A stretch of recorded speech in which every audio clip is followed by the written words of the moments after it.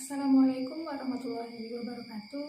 Baiklah, pada kali ini kami akan memaparkan materi kewirausahaan mengenai mencari gagasan kewirausahaan beserta kemampuan mengambil risiko. Di sini saya akan menjelaskan bersama rekan-rekan saya, yaitu Agus Trilaksono, Hafiq Dwi Saputra, dan Tias Fajar Nugraha. Baiklah, materi kita pada kali ini yaitu mencari gagasan kewirausahaan dan keberanian mengambil resiko.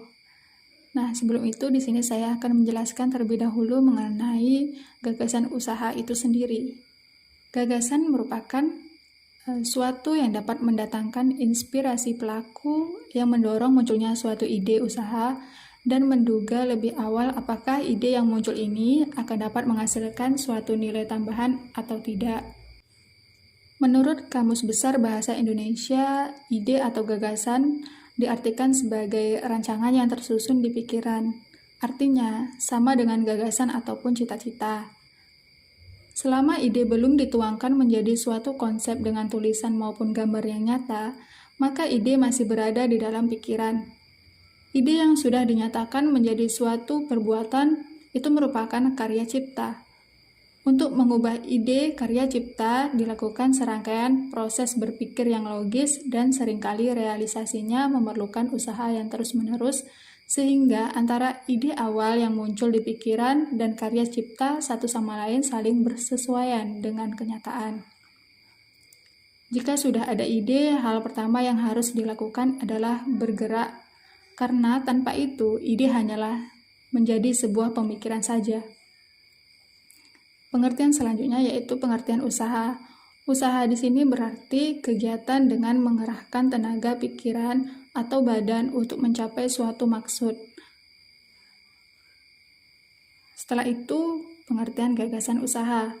Gagasan usaha merupakan suatu ide untuk mewujudkan suatu pemikiran yang baru dan diterapkan dengan suatu tindakan. Mencari gagasan usaha berarti berusaha untuk menemukan suatu ide yang nantinya ide tersebut dapat menjadi suatu langkah awal dalam menentukan bisnis yang akan kita bangun. Dalam menentukan ide tentunya banyak hal yang harus dipertimbangkan. Seseorang menginginkan memiliki suatu bisnis berarti orang tersebut yakin bahwa suatu bisnis yang mereka bangun akan menguntungkan dan akan sukses. Baik, yang selanjutnya yaitu metode dalam mencari gagasan usaha. Nah, metode dalam mencari gagasan usaha ini terdiri dari dua metode. Yang pertama, analisis SWOT, dan yang kedua, metode amati, tiru, dan modifikasi atau yang kita kenal dengan singkatan ATM. Metode yang pertama yaitu analisis SWOT. Analisis SWOT merupakan salah satu metode untuk menggambarkan kondisi dan mengevaluasi suatu masalah, proyek, atau konsep bisnis yang berdasarkan faktor internal dan faktor eksternal. Metode ini paling sering digunakan dalam metode evaluasi bisnis untuk mencari strategi yang akan dilakukan. Nah, analisis SWOT ini terdiri dari 4 faktor. Faktor yang pertama yaitu faktor strength atau kekuatan. Nah, kondisi kekuatan yang terdapat dalam organisasi, proyek, atau konsep bisnis yang ada, kekuatan yang dianalisis merupakan faktor yang terdapat dalam tubuh organisasi, proyek, atau konsep bisnis itu sendiri. Faktor yang kedua yaitu faktor kelemahan. Kondisi kelemahan yang terdapat dalam organisasi, proyek, atau konsep bisnis yang ada. Kelemahan yang dianalisis merupakan faktor yang terdapat dalam tubuh organisasi, proyek, dan konsep bisnis. Faktor yang ketiga yaitu faktor peluang. Kondisi peluang berkembang di masa datang yang terjadi. Kondisi yang terjadi merupakan peluang dari luar organisasi, proyek, atau konsep bisnis itu sendiri. Misalnya, kompetitor, kebijakan pemerintah, dan kondisi lingkungan sekitar. Faktor yang keempat atau faktor yang terakhir yaitu faktor ancaman. Kondisi yang mengancam dari luar. Ancaman ini dapat mengganggu organisasi, proyek, atau konsep bisnis itu sendiri. Grid di atas merangkum beberapa bidang subjek yang perlu mempertimbangkan baik faktor internal maupun faktor eksternal. Baik, metode dalam mencari gagasan usaha yang kedua yaitu metode ATM, amati, tiru, dan modifikasi. Dalam mencari ide, khususnya ide untuk mendirikan atau memulai suatu usaha, ada salah satu metode yang cukup tepat dan dapat diterapkan. Metode ini bernama metode ATM, yang merupakan singkatan dari amati, tiru, dan modifikasi. Jika dijelaskan secara ringkas, metode ini berisi perintah untuk mengamati usaha yang sudah ada sebelumnya, meniru usaha tersebut, dan memodifikasinya. Metode ini tidak sama dengan meniru atau sering disebut dengan plagiat, karena di dalamnya terdapat kegiatan modifikasi yang dengan jelas mencari kelemahan atau kekurangan yang ada di usaha sebelumnya dan kemudian mengganti atau menambahkan sesuatu sehingga terbentuklah suatu usaha yang baru. Baik, yang selanjutnya yaitu teknis penjaringan gagasan usaha. Guna mendapatkan pilihan gagasan usaha yang baik dan memiliki nilai ekonomis yang tinggi, maka perlu dilakukan teknik penjaringan. Yang pertama, daftar alternatif gagasan yang muncul. Yang selanjutnya, tentukan ranking dan bobotnya. Setelah itu, hitung total skor, dan pilihan adalah didasarkan pada total skor tertinggi. Baiklah, di sini saya akan langsung melanjutkan presentasi. Yang poin D, ruang lingkup mencari gagasan usaha. Gagasan usaha dapat dilakukan secara bertahap. Artinya, jika dilakukan secara bertahap, orang yang ingin menemukan ide atau gagasan akan memulai dengan melakukan survei terlebih dahulu. Dengan pengalaman pribadi sebelumnya atau dengan mengkaji hasil survei berdasarkan referensi yang pernah kita baca sehubung dengan ide atau gagasan usaha yang telah dicari. Dalam melakukan identifikasi atau ide gagasan usaha, akan melakukan beberapa hal penting. Yang pertama, melakukan survei atau pengamatan langsung ke lokasi. Yang kedua, menghimpun seluruh pengalaman mengenai usaha yang pernah ditekuni sebelumnya. Yang ketiga itu mendengar atau melakukan diskusi mengenai usaha, khusus pada usaha yang sedang diminati saat ini. Lalu yang selanjutnya itu ada E, sumber gagasan usaha.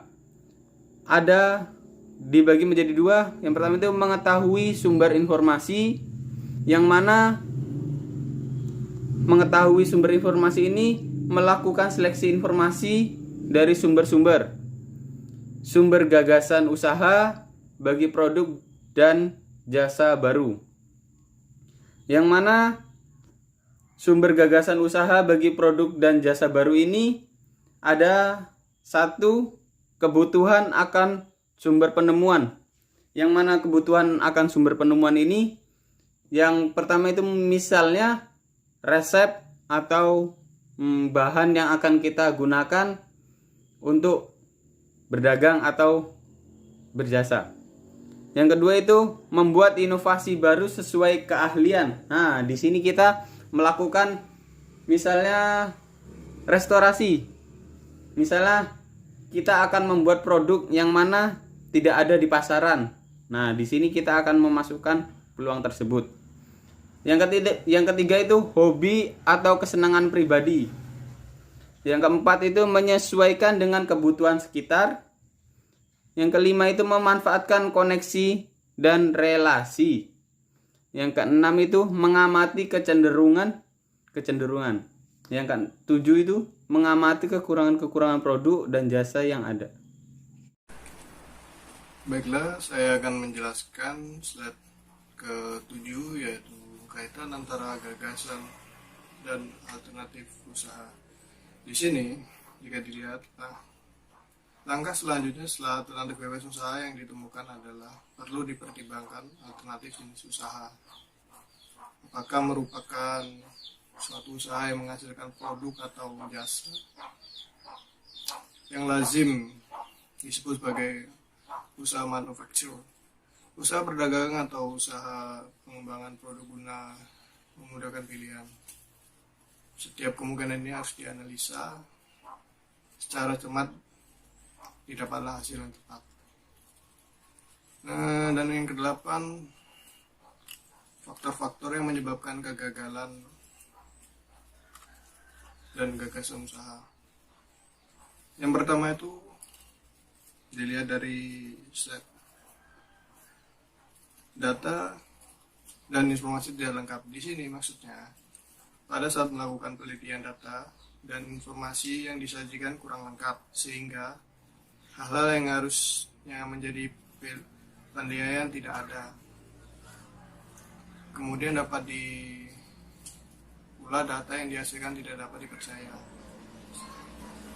atau palsu. Oleh karena itu, sebelum melakukan studi sebaiknya kumpulkan data informasi selengkap mungkin melalui berbagai sumber yang ada dan tentunya dapat dipercaya kebenarannya. Yang kedua, tidak teliti.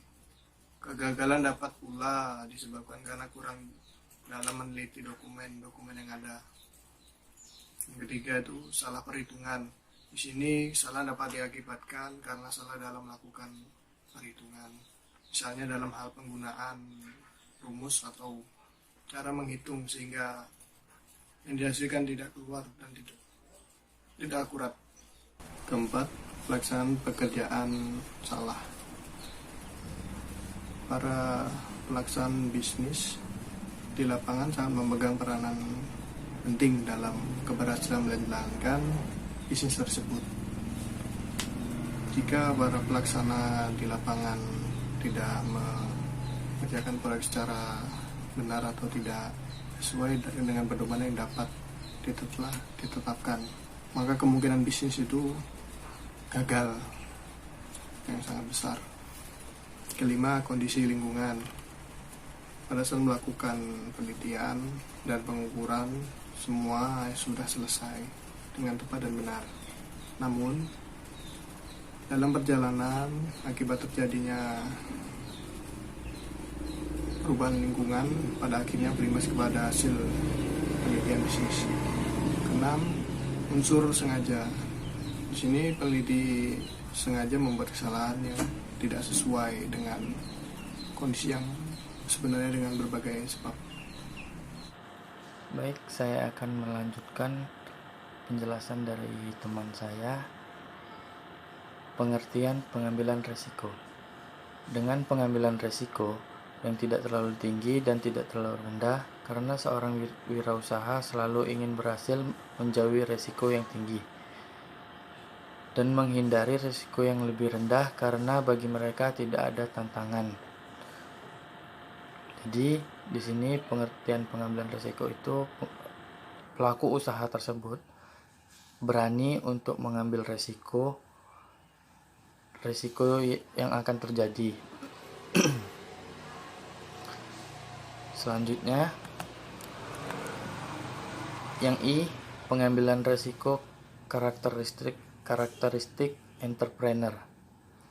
Menurut Kuratko dan Hodgetts menyebutkan karakteristik dari entrepreneur yaitu yang pertama, entrepreneur adalah pelaku.